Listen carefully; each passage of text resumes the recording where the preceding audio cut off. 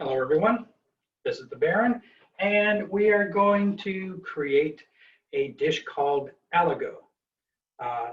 It's essentially just a cheesy potato dip. Not a dip, but it's a cheesy potatoes, okay? Totally period correct. What we're going to do is we're going to take, and I've already done some of this already, we're going to take about 3 pounds potatoes. And a quick admin point, I will be adding the recipe and how to prepare it along with this video. So please look it up. It's quite easy, quite good. And as with everything, with potatoes and cheese, pretty much goes with everything. So it's something that you can do easily for a lunch, or you can do it as part of a main feast. So what you have is essentially you have medium-sized potatoes, you have some cream, you have butter, you have an assortment of cheeses that you want to have. Usually it's assortment of Gruyere, mozzarella, different ones that you prefer for flavor. But remember, if you're going to have this as part of a main meal, you might want to have the cheese that goes well with whatever dish that you're serving it with. You can serve it by itself, and at which point you can add a side to it, which could be ham, bacon, sausage, or you can actually have vegetables. So asparagus, broccoli, cauliflower, whatever you want. So what we're going to do is the recipe is calling for 3 pounds. I'm only using 2, just trying to condense because I am in a small little kitchenette in a hotel room. So I'm going to show you the process and then show you how everything is put together.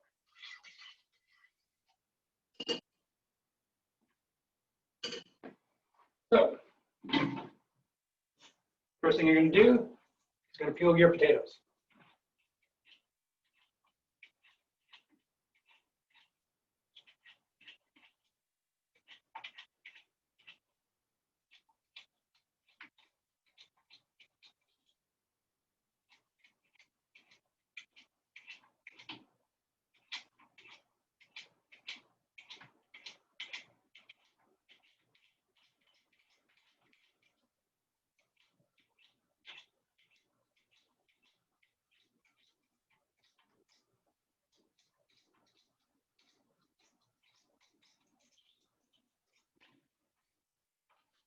And from there, you want to go and you want to cut them up into cubes no more than 1 inch wide.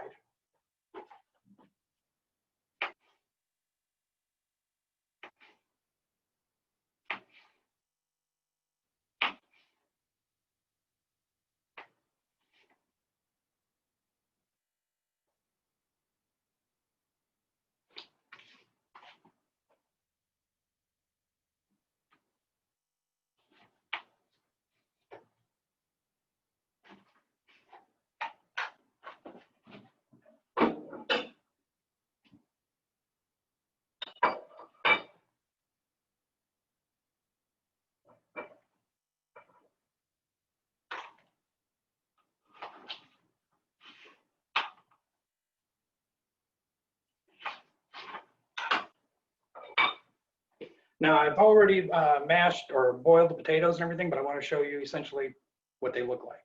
So from here, you will put them into boiling water or put them into a pot, put cold water in, and then bring them to a boil. Once they have gotten to a boil, you turn it down and you simmer, and it depends upon the amount and the size and everything, anywhere between 10 and 20 minutes. Then that's going to get a really soft potato. To determine how soft it is, if you can stick a fork in it and it comes out easy and clean, then they're ready.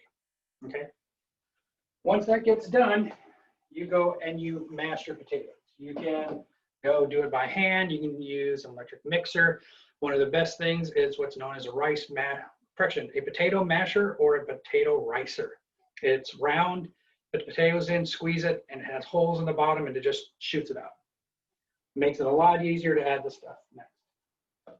Now, once you get to that point, what you want to do is you want to add, now you can use cubed butter. Make sure it's room temperature. You don't want cold or anything. You want to keep the stove on simmer, or about medium, and then you start adding first the butter.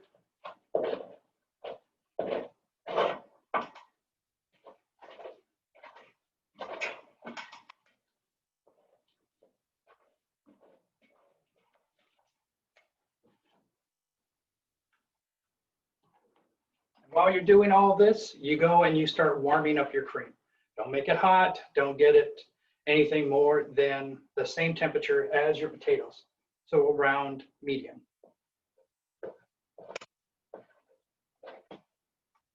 Once you put the butter in, this is the best time to start adding the salt and the minced garlic. Fortunately, I just got these little shakers. Such is life.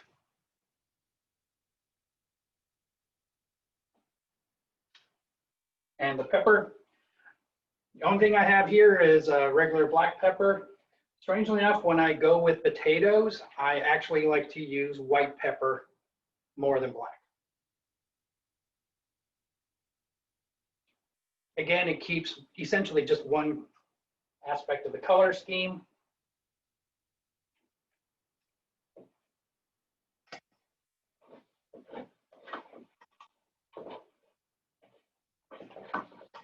At this point, you're going to start getting a really nice aroma. Okay, then you start adding in your cream.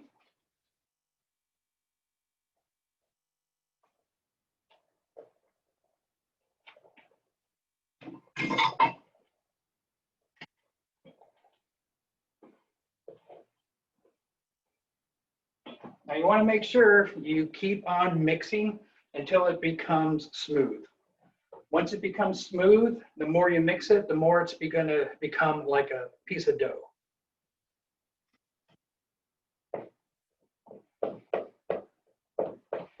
And the rule of thumb is, once you start adding everything together, if it becomes too runny, you add more cheese. If it becomes too elastic and you want to soften it up, you add more cream.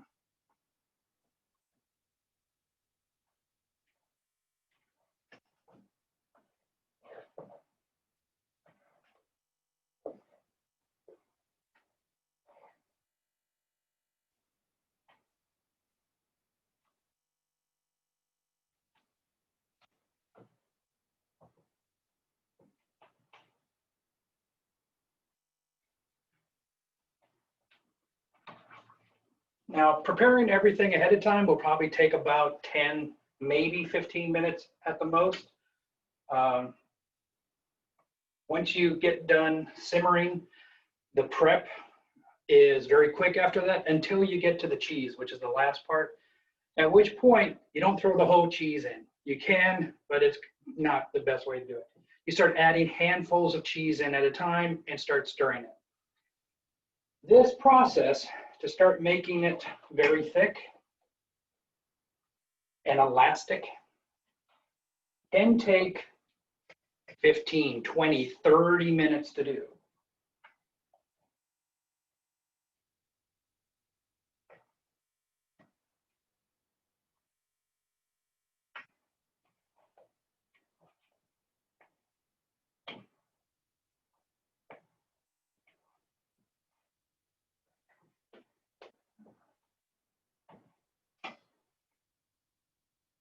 All right, now I'm going to start adding the cheese, which I have right here already grated, like a handful.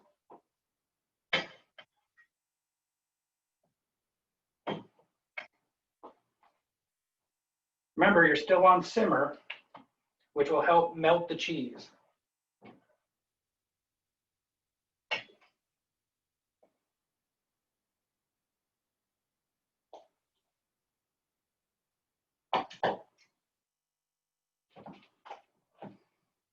Now there's different ways of doing this. You can fold it where you go like this, bring it up, and fold it over to make sure that you get the cheese to the bottom, let it melt some more.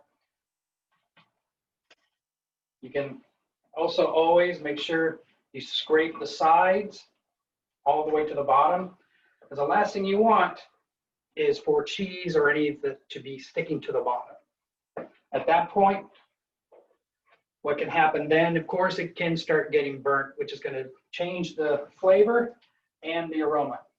All right, as you can see, it's starting to get pretty thick.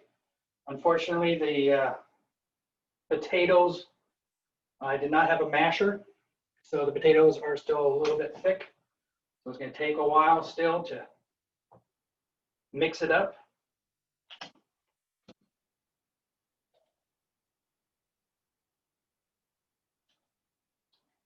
Now, one of the nice, interesting things about this dish itself, okay, you can bring it out in a gigantic bowl, and then people can start picking it up. But it's going to, once you start, you're going to see that you pick it up, and it's going to have strings on it. It's going to be a little bit hard to separate. One of the things you can do is when you take the spoon, when it gets really thick and dough-like, take a spoon and actually get a pair of cooking scissors and lift it up and then start cutting. That will also help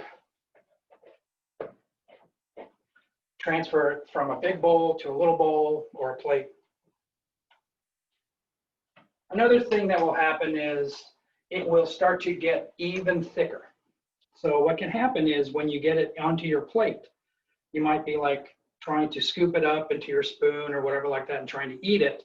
And what's going to happen is you're going to have long strings, and it's going to have like that too. What you can do is actually take your spoon, put it on your plate, take a piece, pull it off to the side a little bit, and roll it on the back of your spoon. It's going to create like a little ball at that point. And then at that point, you pick it up. It's very easy to eat at that point. You don't have to use extra pair of a knife or scissors or anything like that.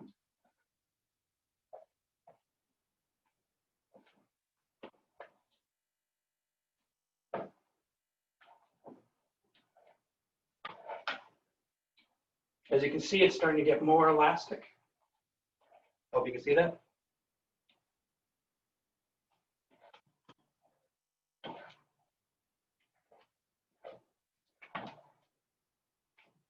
Excuse me. And the last bit of cheese. Now remember, when you get done, you can also add garnish onto it. So you can do chives, you can do bacon bits, you can do whatever it is to put on the top to add some texture and stuff to it.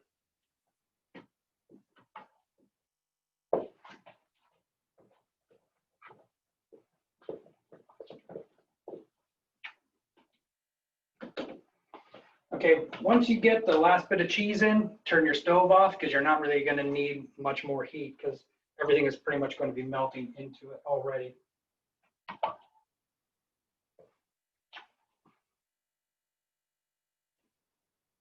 Unfortunately, it's a little lumpy, like I said, but this is pretty much exactly what it's going to look like. It's going to look like bread dough.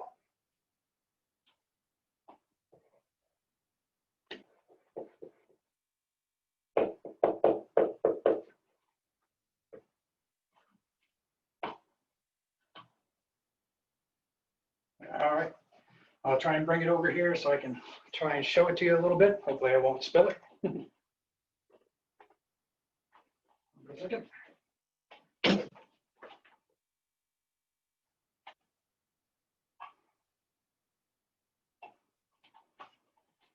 There we go, so I don't burn myself.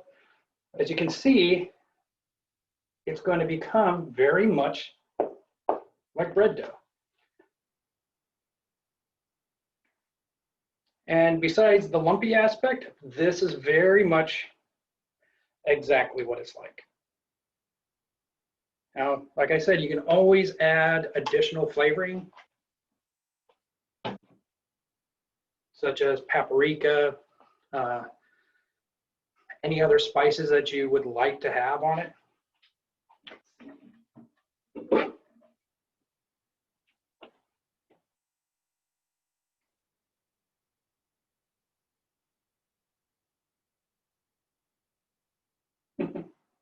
Like I said, it's hard to transfer.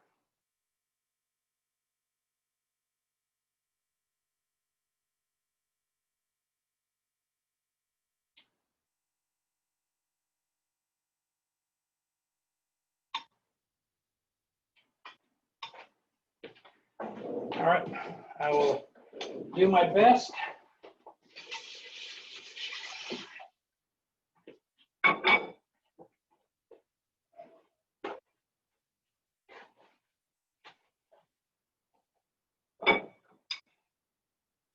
Okay, it's just a small portion of it. But like I said, if you're trying to eat it, it can be a little bit hard. What you do is you bring a section over, kind of take and round it, the back of the spoon. And I got a big chunky piece of potato. Let's try another one.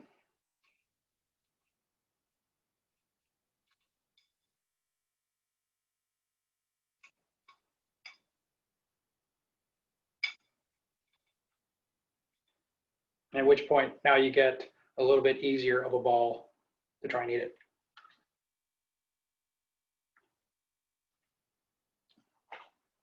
A little bit more salt.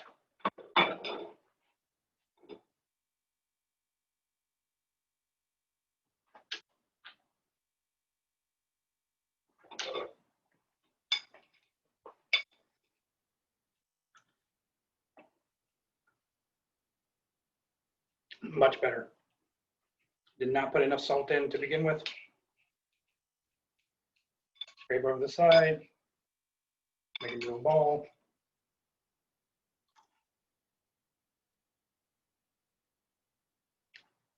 Probably needed a few more potatoes in it. Like I said, I decreased the amount because of the size of the kitchen. But that is how to make cheesy potatoes. Very easy, pretty cheap. The cheese can get a little bit expensive, but you can cook well over 100 people for $35 for just this. So, and at that point, the potatoes are going to be maybe 10, 15, and $20 worth of cheese. Well, cream and butter too, but that's a lot less. But that is the easy part on how to make a very easy, very simple meal or an element of a meal for both either just a lunch or for a huge feast. Proportions are identical. There's no big aspect on what you want to do. Everything after that pertaining to garnish, adding a side or anything is very open. So like I did before, I'm doing a lot of these small little meals, and I started with doing a lunch. Make it easy, doing a plan, coming up the number of people, and in this case I said it was 50 for the lunch. And now I'm going to be transitioning for both lunch and feast items that are an easy transition. This one, like here, like I said, for $50, you can feed 200 people. So it's nice, easy, and it allows anyone to add their own element to it. Like I said, for a side, color, I don't want to say put food dye in it or anything like that, but if you have a red themed feast, very easy to put something red in it to make it red potatoes. So hope you enjoyed this. I'll be doing some more of these for the next several months while I am traveling and living in different hotels. So as with everything else, if there's a recipe that you would like me to try, please send it to me. I'll be very happy to do it. And in the meantime, hope you enjoy. Thank you.